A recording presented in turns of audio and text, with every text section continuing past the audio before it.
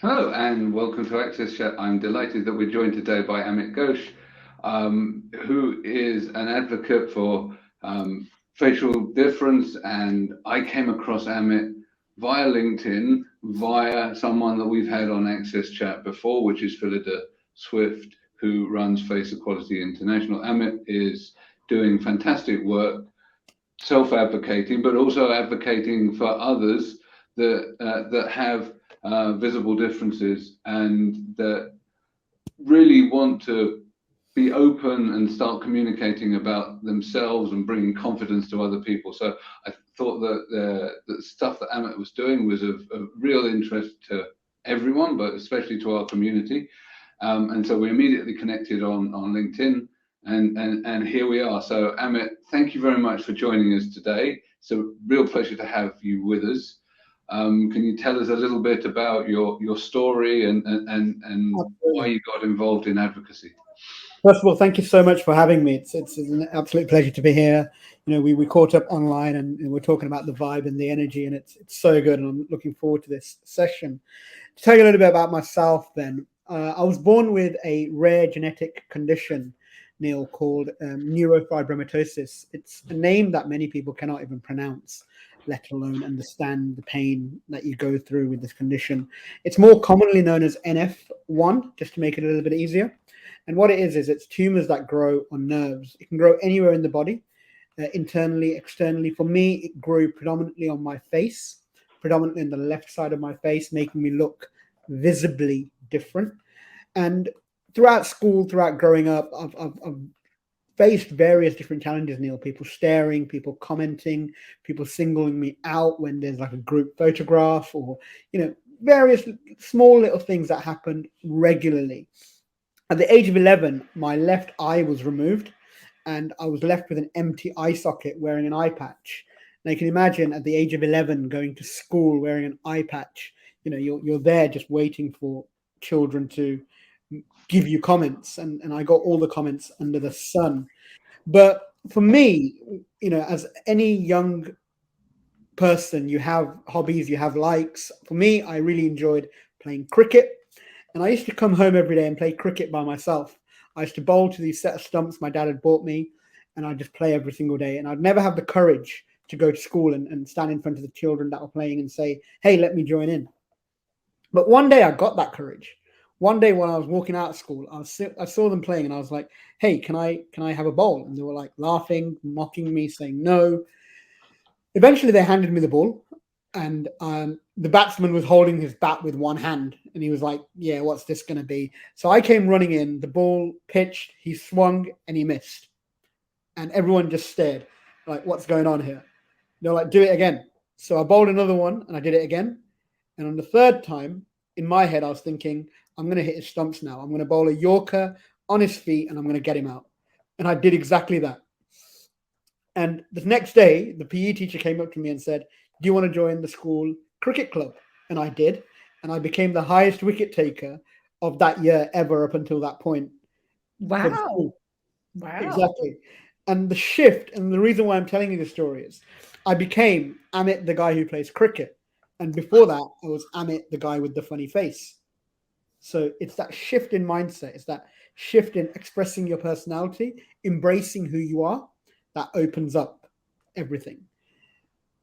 Fast forward 20, 25 years, I'm married, I'm working, I've had a successful career in sales for the last 15 years. And one day I had this spark to create a TikTok video talking about my journey. And I made a video and I said, I was born with this condition. I want to help, support, and inspire people now with my story. That video that I initially made within 24 hours got over 100,000 views. Within 3 months, I was on over 85,000 followers. Companies like Lad Bible, New York Post, the Post Neil saw, Washington Post, Birmingham Mail, you name it. There was numerous amount of news articles that were done on this virality that I'd gone through. And now I'm in this situation where I want to go around the world, travel, and talk about confidence, talk about embracing who we are, talk about how to let our personality shine. talk about loving ourselves, talk about starting with ourselves. And that's how I came across you wonderful people here. And I'm so excited to go deeper into this conversation now.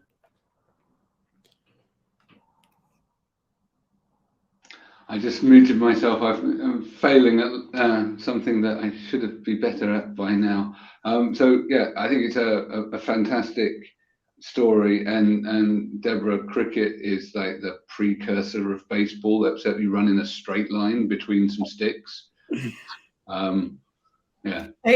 I get all confused because y'all don't understand what soccer versus football is. So okay. No, it's all good. Cricket is great. I'm just kidding. My next door neighbor played cricket. Smart aleck.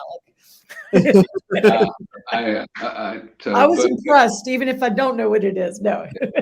But in all seriousness, I think sport changes people's perceptions, and performance changes people's perceptions. So the engagement that you got and the changing of people's attitudes towards you because you are able to do something from sport, I think obviously is a catalyst. And we've interviewed para athletes before as well, and the impact that it has on their lives is genuinely transformative. But often they don't face the same level of challenge and stigma that someone with a facial disfigurement faces. So you've been involved with Philida and Face Equality International. How can other organizations get engaged? How can we take your message, and what message do you want us to take from you out into the wider world about how we can address some of these prejudices and stigma? I think it's more about inclusivity. Like, we need to feel as if you can't judge a book by its cover. That's what it fundamentally comes down to, be it in the professional world, be it in relationships. You cannot judge a book by its cover. When somebody with a visible difference is going into an interview, there cannot be any unconscious bias about what that person can and can't do. And I've been victim of this, where people have interviewed me and assumed that I'm certain things, like assumed I can't talk. I've had people do sign language to me because they've straight away assumed that actually this person is probably mute or deaf, which isn't the case. So it's allowing people who have a visible difference to let them embrace who they are, open up and talk to you, and you learn from them. You absorb what they're talking about, you absorb what they're saying, and you give them that opportunity, that platform to actually prove themselves. I think that's what the message is, and that's what I want to portray to the world. Amit, you have a powerful story, and I'm fascinated by the point that you made that when they realized that you were talented, that all of a sudden you became a real person. I'm sort of putting those words there. And the audience knows I'm very focused on identity and understanding who are we and how are we really, how are we digging into identity? And here you wrote this authentic, just story about who you were and your experience, and it really spoke to the world at a time when we are really taking a look at who we are. I hope everyone is really digging deep to see who you are as an individual. I also know that we sometimes as human beings get confused about inspiration and about, and we accidentally can shift it over and it's inspirational porn. It's like, oh, isn't it so cute that like that garbage. Sorry, just using an example. No, absolutely right. Right. But at the same time, I think that what's powerful about your story, and we have a lot of powerful stories, we have a lot of powerful leaders talking about the truly being included as a human being. I think it's all about really treating ourselves as humans.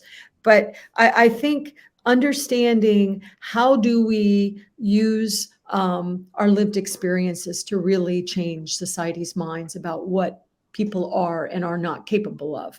And I know that when we had, we've talked about face equality and those things about how society, movies use people with scars to denote bad people, for example, things like that. I just was wondering if you wanted to like dig in a little deeper with me to talk about how, with everything that's happening right now in society, I mean, we are just rethinking everything. Yeah. Is there an opportunity to really rethink our identities and give this identity to children at a much younger age to help us understand the complexity of who we are as human beings? But I just think we're to the point where we need to go beyond inspiration to really digging into what does it truly mean to be human and what are the values associated with that.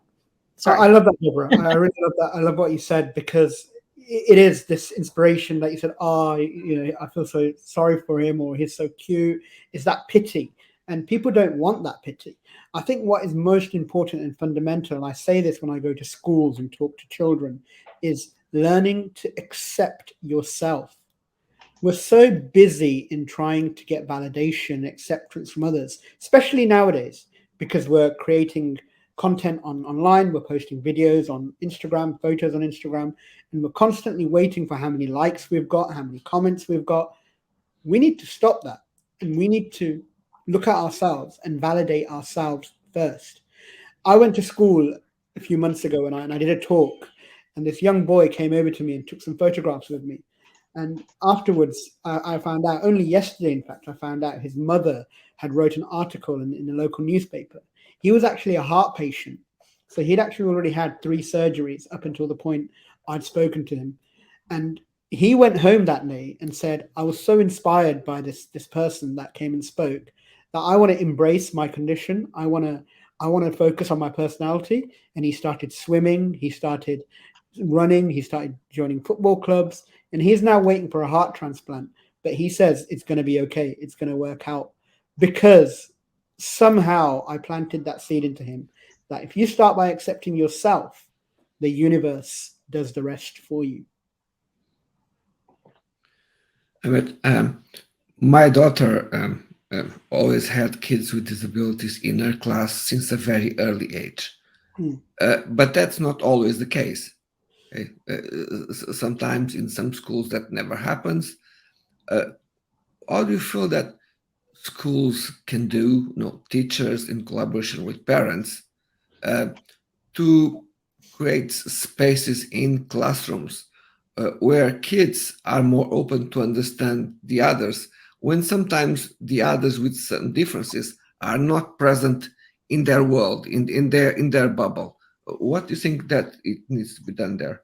So it comes down to normalizing disabilities, visible differences, conditions.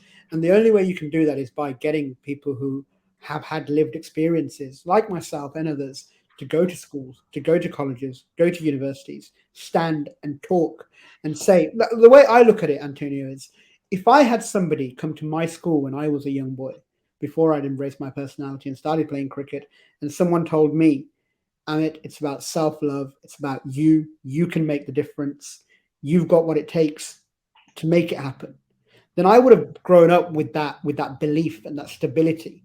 So we need to do more of this now, because if I had that when I was a young child, it would have shaped me differently. So now let's shape the younger generation differently, using our network, our expertise, as Deborah mentioned, our leaders who are going out and talking about these important subjects. Let's make that change now. Following that, we have been talking about children, but there's also people who might end up, who might have an accident, and this might affect them later in life. Yeah. What are your views on that? How can people build that confidence in when they are, young adults or sometimes, an older person? A lot of people ask me this question, actually, especially now that I'm doing a lot of social media videos about acceptance and confidence. People will always message me and say, oh, so how are you so confident? And I say to them, it's about fundamentally loving yourself and accepting yourself. And they say, well, that's easier said than done. It's easy to say love yourself. And I reply back saying, absolutely, it's easier. But you have to work on yourself every single day. It's that 1%, 2% gain. If I work on myself let's say somebody's had an accident, the most You have an accident, you have a burn, and suddenly your life has turned upside down, and you feel like that's it. There's nowhere for me to go from here. But if you spend every single day spending 1%, 2% marginal gains on yourself, working on yourself, what will happen is in that sort of 1 year, 2 year, 3 years time, you will be a much stronger person than you were the day the incident happened or the day you realized the incident has happened. It's about having the belief, because beliefs lead to actions, actions lead to results. And it's about instilling that belief in them that, you know what, if you keep going, if you keep making those 1%, 2% marginal gains every day, you will get through it. I just think that is such a good point that you're making, because that's something that I've been trying to teach myself forever. And I think to truly love yourself, it takes practice, and you have to practice. And how do I love myself? I'll love myself when I screw something up real bad, which I do all the time. I try to be gentle sometimes. It's like, well, and I would talk to myself like I was a little kid, just giving myself a break. So it does take practice learning to love ourselves. But as I agree with Amit, there's nothing more important than really true into learning to love yourself. And I think I finally have done it finally. But it took it's a an while. ongoing process. It's an ongoing It is ongoing. I have days where I'm back down. And Right. I used to be very envious of other people's faces, especially going to weddings and going Right. In an Asian. I don't know if any of you been to an Indian wedding ever, but I haven't, but I would go to one. I'm seeking invitations. Absolutely flamboyant. And I used to dread going to weddings because I knew everyone's going to be dressed up, everyone's going to be glamorous, the boys are going to be wearing nice, glamorous clothes, and no matter how much good clothes I wear, I would have felt as if I'm ugly and I'm not liked. And there's, it's a different subject, but there's so much stigma in the Asian community as well about visible differences. I mean, nobody believed I would ever get married. I had people telling me in my face, oh, don't worry, why don't you put yourself in the parents' shoes? Would you want your daughter to marry someone? It's absolutely disgusting, the comment. And they were saying this as if they were trying to consolidate. Right, trying to help you. And has your wife been congratulated for marrying you? Is she there to everyone's like suddenly, everyone's suddenly like, oh, your wife's done such a great deed. She's a saint. My wife loves you. I saw you for who you are, and I married you.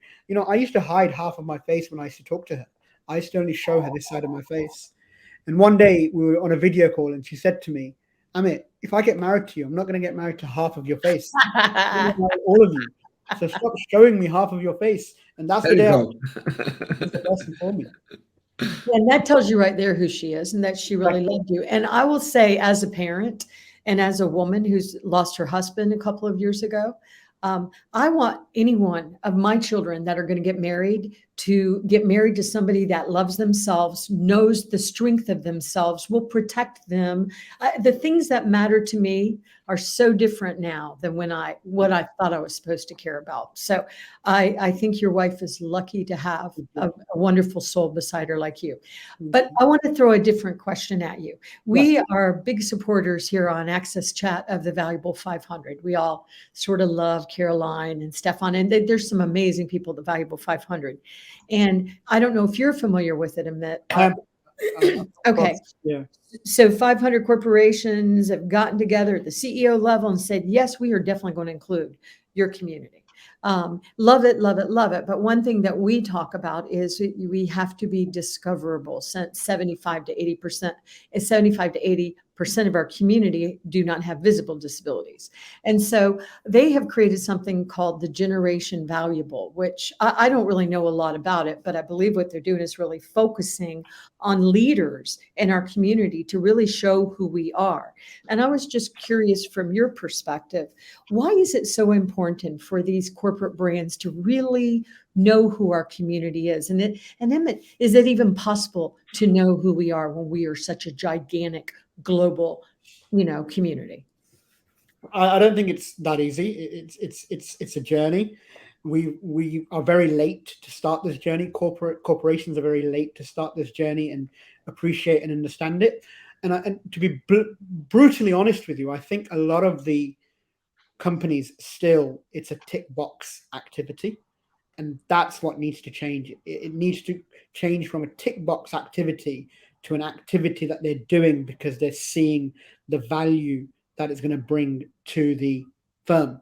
Having a diverse workforce is going to bring various different ideas, various different fresh views, various different fresh ideas that can stimulate a company, that can take a company from, this level to this level. And only when corporations and companies truly accept that and don't just do it as a tick box is when we're going to see the true growth. So, absolutely, fundamentally agree. I can explain a little bit more about Generation Valuable. So this is actually within the organizations that are doing stuff, is to get the senior leaders to mentor talent within their organization. So young people with disabilities, to mentor them, so to make sure that they can progress to the C-suite.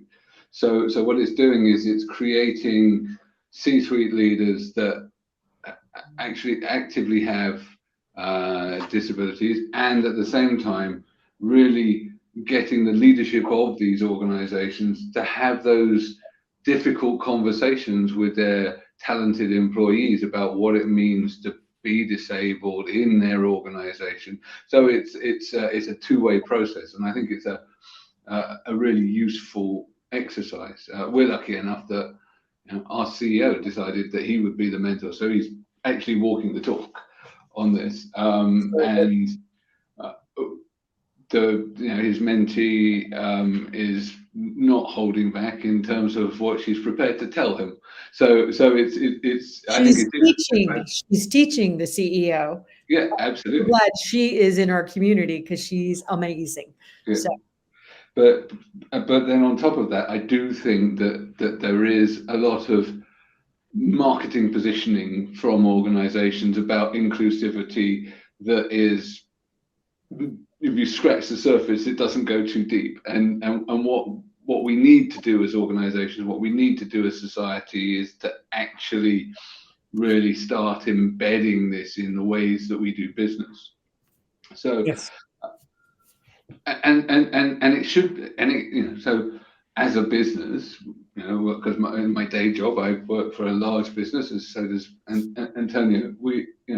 I think it's imperative that we start making money from doing those things and measuring those positive returns on the investment of inclusivity that you were mentioning, because they are real, but quite often the metrics that are put out there are not very good, because if you start digging down into some of the figures that are quoted, quite often there's not a lot of science behind them. So one of the things that I'm really interested in is getting those really good quality metrics, and some of the stuff that organizations like the Valuable 500 are doing are trying to embed reporting and metrics on disability inclusion into corporate reporting in a meaningful way that then drives that change, because it impacts the share value, it impacts all sorts of other things. So there's multiple levers that we can pull here that hopefully have a positive impact on the cultures of organizations, on their productivity, their profitability, which then has that sort of ripple effect out in society as well, because corporations, especially large ones, have an undue influence, I think, on people's perceptions in society, because whilst we don't employ the most people, actually it's SMEs and small and micro businesses that employ most people. They don't on their own have the sort of impact that some of these big corporations do. You're absolutely right about the point about it being two-way street, because even at the moment now, people are uncomfortable about expressing their disabilities or even noting it down. So the metrics aren't where they need to be. Even in the organization I work for, we don't truly know how many people we have who are affected by disabilities, and because a lot of people aren't yet comfortable to open up about it. So it is. I really like the point that Neil made about it being a two-way street. So this is a real chance in a multinational where the laws are all different in different places, and we want metrics, right? We want to report on disability. At the same time, there are very different approaches in different cultures in different countries, and we want people to feel they're in a psychologically safe place to be able to identify as disabled.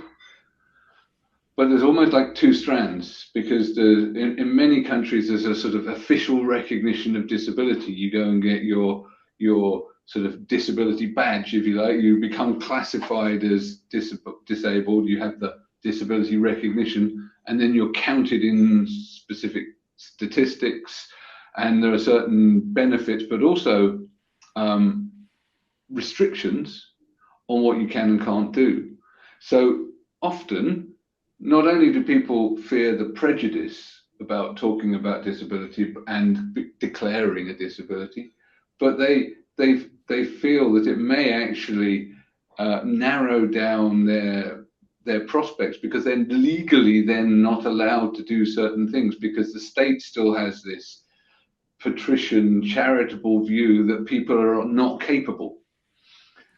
And so what we're having to do is have a sort of please declare officially if you want to approach, but also we want to have sort of the self-ID and non-official recognition and celebration of disability in our culture, so that we can do that cultural change, support people as they wish to be supported without constraining them. But it's definitely something that is really challenging, because we know, for example, employees in Poland, they're only allowed to work a certain number of hours if they take on if they have a particular classification of disability.